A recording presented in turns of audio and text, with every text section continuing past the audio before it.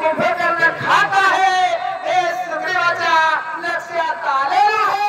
आता सुग्रीव असणारा कुंभकर्णाशी युद्ध करण्यासाठी जवळ गेलेला आहे. परंतु एका बगलेमध्ये असणाऱ्या सुग्रीवाला त्या कुंभकर्णाने दाबलेला आहे. अतिशय दुर्गंध असा त्या बगलेमध्ये कुंभकर्णा सुग्रीवाला येऊ लागलेला आहे.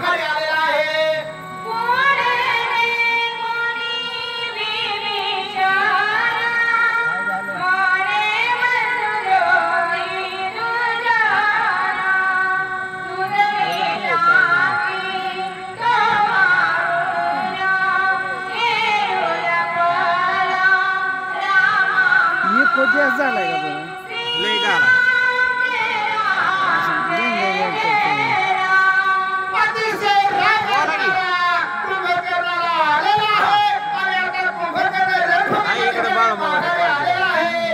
एवढ्यात काय झालं, सुग्रीव असणारा आकाशामध्ये उसळलेला आहे आणि तो प्रभू रामचंद्राकडे आणि कृष्णाकडे आलेला आहे आणि हे आपल्याला त्या कुंभकर्णाने बघितलेलं आहे. आपला भाऊ असणारा शत्रू पक्षाला मिळालेला आहे. अतिशय राग असणारा त्या कुंभकर्णाला आलेला आहे आणि आता तो विभीषणाला मारण्यासाठी धावलेला आहे. चालू कर 4 वाजता.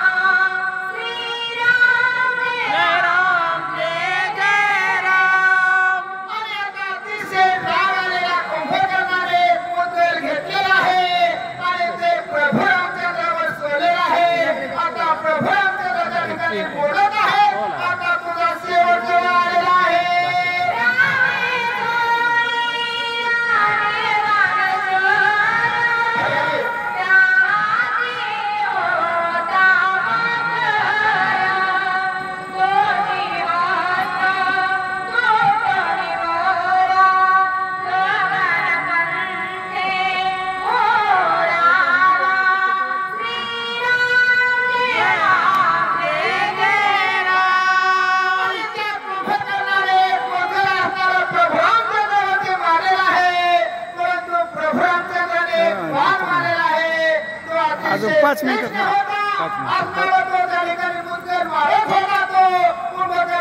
परंतु उजव्या हातात मुद्गल त्या ठिकाणी प्रभू रामचंद्राने वरच्यावर मिळवलेला आहे. जगतपंथामध्ये मध्ये आकाशामध्ये गेलेला आहे.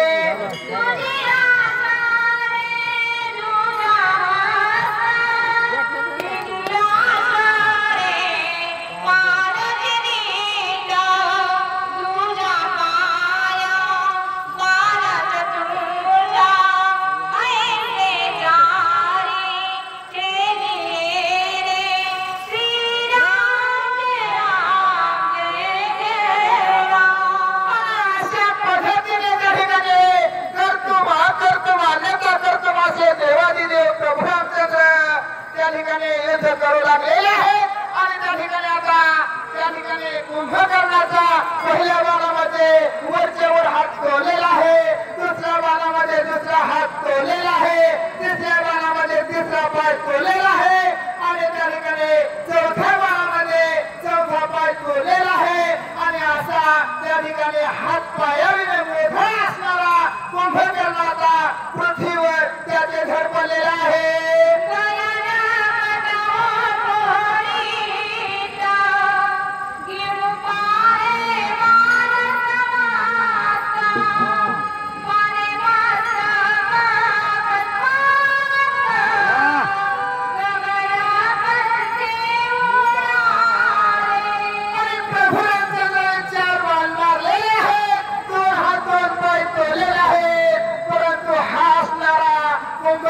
भयंकर असणारा होता, पराक्रमी होता. तो त्या ठिकाणी गडबड लोळतच असणाऱ्या प्रभू रामचंद्राने तोंडाला खाण्यासाठी त्या ठिकाणी प्रभू रामचंद्राकडे लोटांगण घेत घेत जाऊ लागलेला आहे. परंतु प्रभू रामचंद्राने 5वा बाण मारलेला आहे. त्याचं त्या ठिकाणी मस्तक पडवलेलं आहे. आकाशापर्यंत त्या कुंभकर्णाचं मस्तक उडालेलं आहे.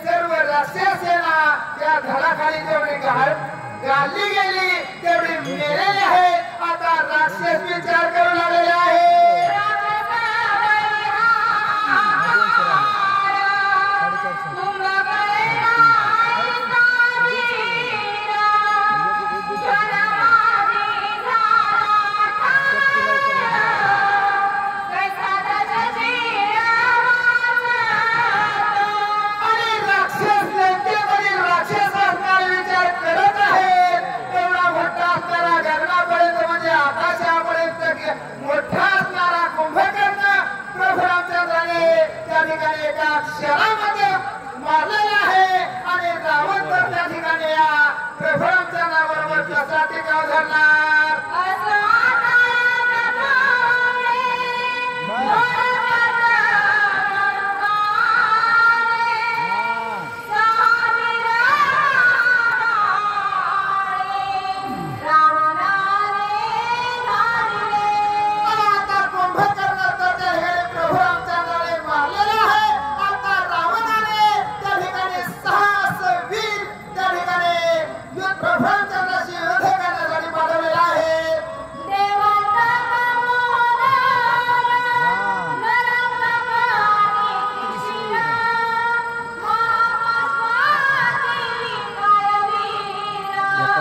एक गडी संकुलाकडे लय